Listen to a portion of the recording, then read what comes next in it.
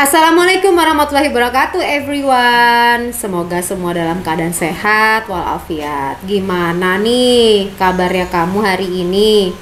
Semoga baik-baik saja. Kegiatannya apa hari ini? Bingung gak? Bingung ya? Maka kamu akhirnya kepoin dari artis idola kamu. Kalau ngepoin it's okay, sambil ngedoain yang baik-baik. Tapi kalau kamu julitin sampai kamu komentarin yang negatif, sampai kamu berperilaku yang ekstrim karena kamu gabut, nah ini agak hati-hati nih, karena ternyata secara psikologis itu ada gangguan loh kalau sampai ada orang yang ngefans banget sampai berperilaku ekstrim seperti itu. Nah, bicara mengenai artis, pasti ada yang suka dan ada yang nggak suka, bener nggak sih? Nah, haters di sini yang nggak suka dengan artis banyak melakukan tindakan-tindakan yang ekstrim. Nah, kita akan mengulas secara psikologis. Ternyata orang yang terlalu ngefans secara ekstrim dan juga orang yang terlalu membenci secara ekstrim itu ada gangguannya secara psikologi. Saya ingin menganalisa terlebih dahulu ekspresi daripada Rizky Bilar dan Dedek Lesti pada saat bicara mengenai komentar daripada hatersnya. Oke, kita akan masuk ke pembahasan tersebut. Namun sebelumnya saya tunggu untuk kamu like, subscribe, and share terlebih dahulu.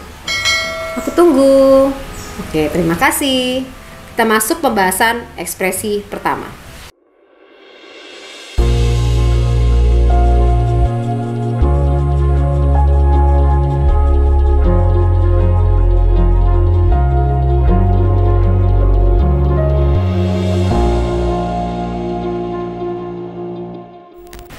Bilar ini sempat cerita tentang ada beberapa akun yang bicara tentang masalah hal-hal negatif lah ya, tentang ya haters lah yang bicara tentang hubungan mereka. Dia bilangin kok Dedek Lesti yang udah terkenal diva, kok mau sih sama kakak Bilar, kan mereka harus mulai dari nol gitu loh.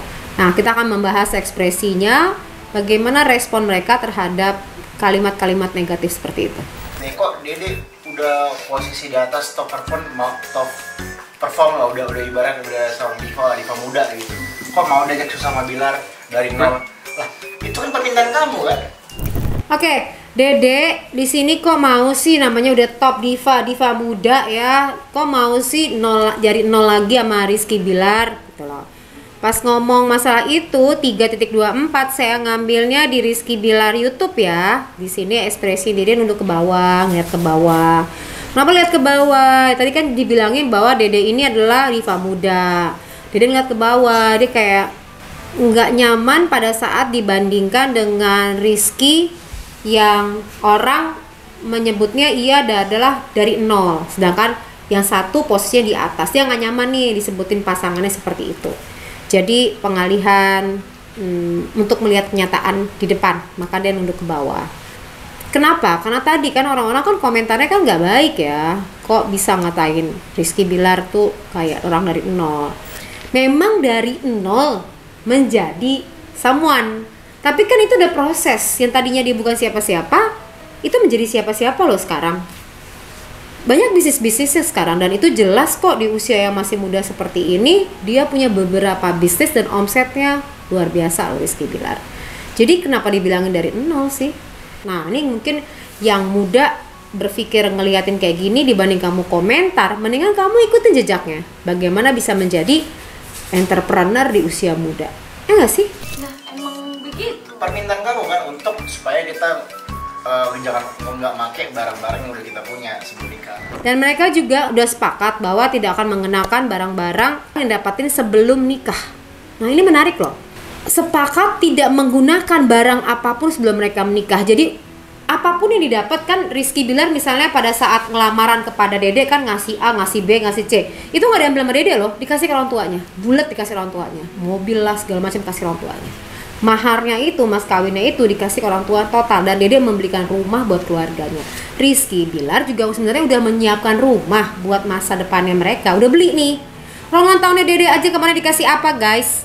Mobil Mercy, saya udah gak ngerti lagi, plus jam Rolex.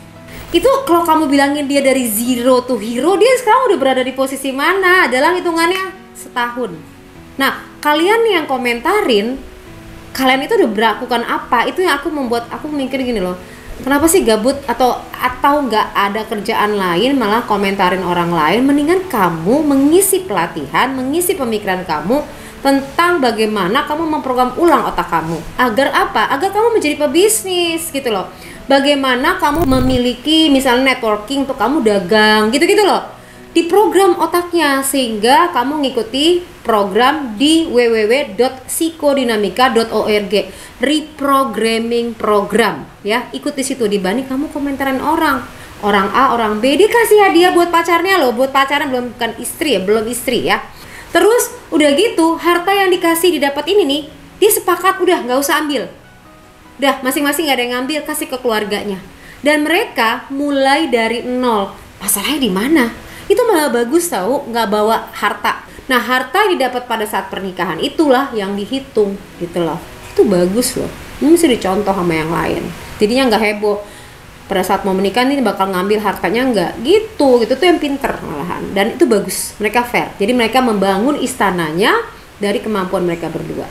Ya, sebelum nikah. Jadi kita benar-benar berjuang dari nol. Sampai mereka tuh harus berjuang dari awal dan Dede ngangguk-ngangguk di situ. Nah, si Rizky Bilar tuh tangan sampai nunjuk-nunjuk penekanan. Itu kan kamu yang sepakat. Jadi di sini Rizky ingin menyatakan bahwa ini loh kesepakatan berdua, nggak cuman dia. Jadi yang minta nih juga yang pihak cewek gitu loh. Dan kesepakatan berdua. Jadi yang cewek ini mau dari nol, yang cowok juga mau dari nol. Kan setelah itu pun kakak tetap nawarin, ya udah kita tinggal di rumah Bintaro aja, kamu mau nggak? Tetap Dede nggak mau karena Dede pengennya ya udah apa yang sudah kakak beli sebelum kita ada ikatan itu yang Ditawarin lagi, ayo tinggal di rumah Bintaro nih. Enggak Dede nggak mau tuh sambil tutup mata seperti ini loh. Tutup mata seperti ini sebelah kiri ya. Artinya ia kembali mengingat memori tersebut dan melihat sesuatu yang nggak sanggup dia lihat kenyataan yang ada. Mungkin dia berpikir bahwa ini kayaknya kasih keluarganya aja deh. Tapi yang kerennya saya bukan masalah hartanya ya. Saya keren adalah bagaimana mereka membangun bisnisnya. Itu loh yang menurut saya tuh keren. Kalau saya ketemu saya pengen ngobrol lagi tentang masalah ini sih. Jadi Rizky Bilar dan Dede Lesti, yuk kita ngobrol masalah bisnis ya. Bukan bisnisnya masalah kita mau berbisnis, tidak. Tapi lebih tepatnya adalah bagaimana sih kamu pemikiran-pemikiran kamu hingga followersnya kamu bisa membuka sebuah usaha dan usahanya tuh itu keren sih gitu loh. Karena banyak artis ya udah followers aja gitu loh, cuman endorse. Kalian enggak, kalian membangun bisnis dan berhasil. Keren loh. sebelum kita ada ikatan itu memang hak kakak sendiri. Dan itu memang, jadi apa yang kakak udah beli itu memang hak kakak sendiri. Padahal sekali lagi Rizky Bilar ngasih nih dek gitu. Tapi dia bilang udah buat keluarga, udah buat kakak aja. Ini cewek nggak materialistis gitu loh. Dan si cowok ini juga bukan yang nggak mau tanggung jawab, dia mau. Jadi kamu jangan asal ngomong dia dari nol. Kan Dede nggak minta, Dede mau beli. Ya, kamu kan mana? Ya kan nanti nyari dulu. Gimana nyarinya? Terus si Dede ini nangis. Kenapa nangis? Karena pengen mau beli sesuatu lah gitu kan. Terus si abang ini nasehatin, Dede kan nangis melulu. Katanya nggak mau beli sekarang, tapi Dede mau beli mobil ceritanya nih. Iya, udah. Pak beliin Pak, ya aku dulu Pak.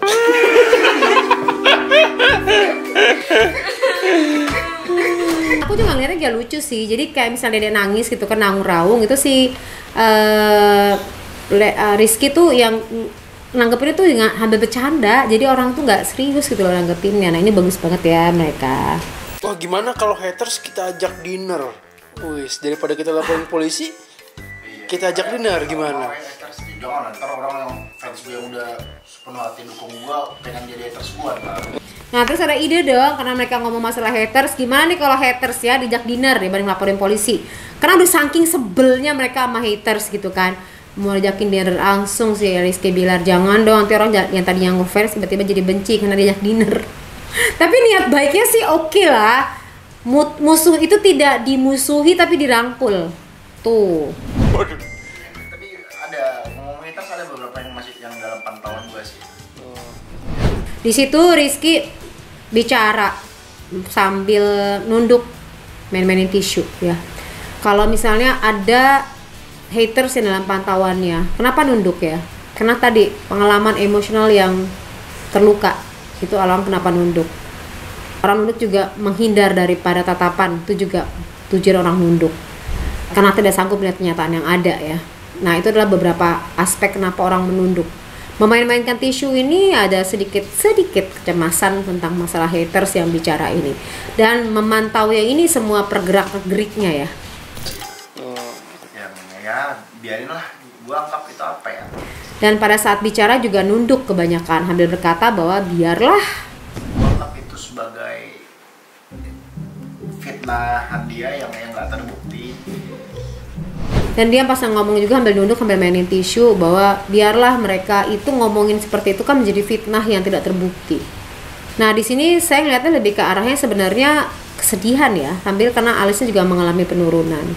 Jadi Rizky merasa sedih karena ada orang yang fitnah buat dirinya, dan dia ngeliat ke bawah itu bukan karena avoid tapi lebih ke arah karena pengalaman emosional dan adanya kesedihan dan kecemasan. Dia hanya berpikir bahwa apa yang disampaikan kalau orang tentang dirinya jelek-jelek itu sebagai fitnah yang tidak bisa terbukti. Sedih loh dia ngomongin kayak gini. Sebagai transfer pahala lah buat gue. Ya semoga dia bisa jadi transfer pahala buat gue. Sambil terus lihat ke bawah ya, ini akan menjadi transfer pahala buat gue. Terus, jadi kesedihannya begitu dalam. Dia tidak mengambil pusing, ya udah biarin aja deh. Kan orang yang ngomong orang lain juga pahalanya akan ditransfer kepada orang yang diomongin. Kok bisa percaya gitu? Nah pas saya ngomong kok bisa percaya gitu, kontem lagi wajahnya. Enggak. Validasinya terbukti, gue ngelakuin apa yang dia tuduhkan. Itu jatuh fitnah buat gue sih. Itu jadi fitnah loh, dan itu wajahnya adalah anger, wajahnya adalah wajah marah. Gue bilang waktu itu sakarat ulan dong, karena gue bisa cariin ya. Ternyata dibalas sama dia. Wah akhirnya penantian gue selesai katanya, sampai ketemu di GBK. Nah dia oke bro, sampai ketemu di GBK, jadi do anything and everything hatersnya supaya cari perhatian. Assalamualaikum warahmatullahi wabarakatuh. Hey, sadar gak sih kalau banyak banget orang nih di luar sana yang lebih fokus untuk hal-hal rutinitas sehari-hari. Katakanlah bekerja, katakanlah mengurusi anak, katakanlah mengurusi rumah tangga secara fisik, rutinitas. Namun kerap mengabaikan untuk hal-hal yang berkaitan sama perasaan. Perasaan marah pada saat ada peristiwa yang tidak sesuai dengan harapannya ditahan.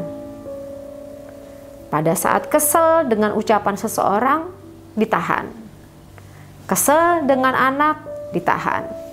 Kesel dengan suami atas sikap perilakunya ditahan. Kesel dengan tetangga ditahan. Kesel dengan tontonan TV ditahan. Di sini di backup oleh tenaga-tenaga ahli secara profesional, master-master psikolog di sini yang akan menghandle persoalan kamu dengan pengalaman-pengalaman tinggi dan expert di bidangnya. Dan ini bisa dilakukan secara online. Tidak perlu bertatap muka, tapi bisa diselenggarakan secara online. Jadi privacy dan tidak ada satu orang pun yang tahu persoalan kamu. Kamu bisa sharing curhat masalah kamu sehabis-habisnya, mungkin di dalam kamar tanpa ada orang yang tahu. Mungkin juga kamu bisa menceritakan di dalam mobil, atau mungkin kamu bisa menceritakan di tempat-tempat tersembunyi kamu untuk menceritakan perasaan kamu yang paling dalam yang udah tidak sanggup lagi kamu tahan. Hati-hati kalau kamu menahannya, itu bisa meledak di dalam pemikiran kamu, di dalam perasaan kamu. Maka berbagai macam kondisi akan muncul, sakit yang tidak selesai atau sembuh, bahkan pemikiran-pemikiran yang ditahan meledak, itu akan mengakibatkan berbagai macam gangguan lainnya. Oleh sebab itu segera kamu konsul kepada kami di sini di nomor di bawah ini. Saya dan teman-teman saya, kami siap membantu kamu, selalu ada untuk kamu. Jadi kamu tidak sendiri. Kami ada.